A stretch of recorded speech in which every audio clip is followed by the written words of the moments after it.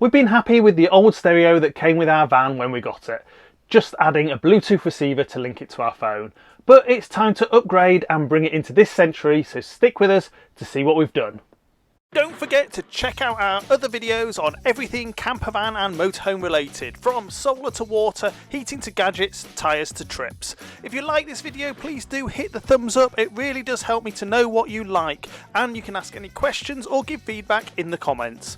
If you want to make sure you don't miss any of our future videos, please hit the subscribe button, and clicking the bell will give you a notification when a new video goes live. Finally, if you do decide to hit the thumbs down, it would be great if you could also leave a comment so I know what you didn't like. Whilst it served us well, the old stereo in Explore van is getting on, and for not too much money we realised it was possible to make things easier for ourselves. The position and the angle of the existing stereo makes it hard to see and use, and we had to add a Bluetooth adapter to connect it to our phone to listen to our apps. We found that for well under £100 we could get this.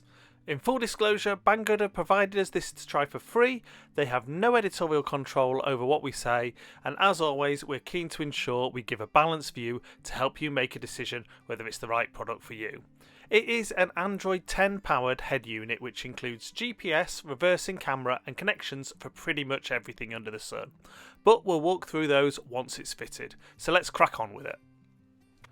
Removing the old stereo was a simple task.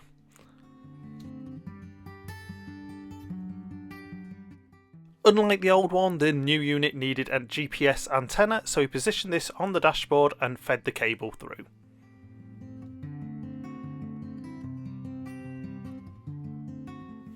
Not surprisingly, the connector from the new unit to the existing wiring didn't match. The unit did come with a suitable lead to connect it, but having to remake off all the wiring wasn't something I relished. So a quick scan of Amazon came to the rescue with a connection lead to enable us to connect the existing connectors to the new unit with no messing around, and it was very much £10 well spent.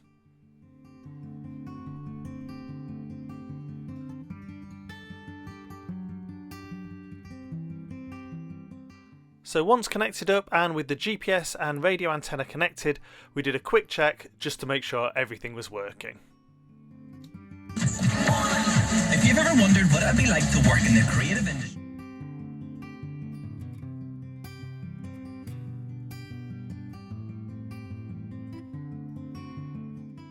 Now let's get on with the minor modification needed to fit the unit. As you can see, the screen is double DIN sized, but conveniently it's very slim, with the back of the unit only being slightly larger than single DIN. So with a little adjustment to the existing radio slot, I could mount the unit reasonably easily and neatly.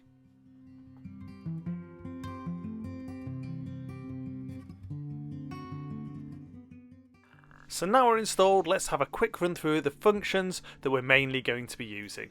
We've already connected the unit by Wi-Fi to our van router, so no need to connect our phone for most of the functions. The radio is easy to use with clear audio and all the usual features you'd expect. You can install any apps you want from the Google Play Store, so we've gone with Google Maps for navigation.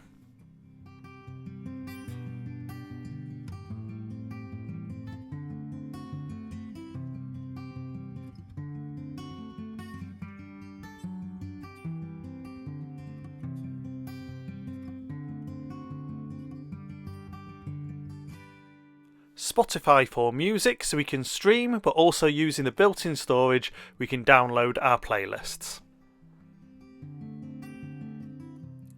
We also use the BBC Sounds app to let us listen to the full suite of BBC stations over the internet, and BBC podcasts that can be listened to live or again downloaded.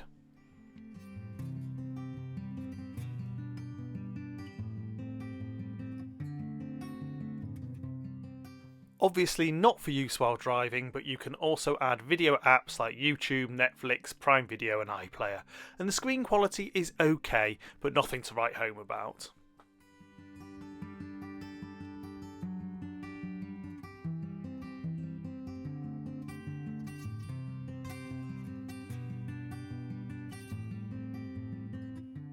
If you've not got Wi-Fi from mobile internet or want to access the functions on your phone, the unit has Apple CarPlay and Android Auto built in. Here you can see us trying out Apple CarPlay.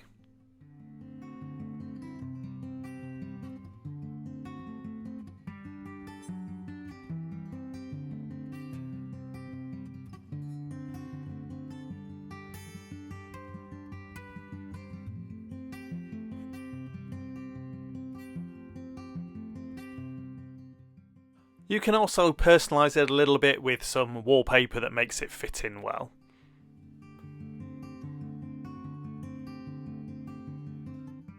And of course, whether your phone is connected by cable or Bluetooth, you have hands-free usage of your phone. Now, we're not using all the functionality that the unit comes with because it also includes a rear view camera. We already have one on a separate screen which we're going to keep, but you can feed other video and audio sources in and out too. We don't have steering wheel controls on the van, but if you do, it seems a pretty easy task to connect them and program them up. We've had the unit in the van for over a month now and used it on a couple of longer trips. It's performed faultlessly and is a huge upgrade to our old stereo, making things easier and saving us having to mess around connecting a phone by Bluetooth and then playing the apps from the phone. One thing that took a little bit of getting used to is the touch buttons for volume up and down. If I'm honest, I found the simple dial on the old stereo easier, but I'm sure I'll get used to it.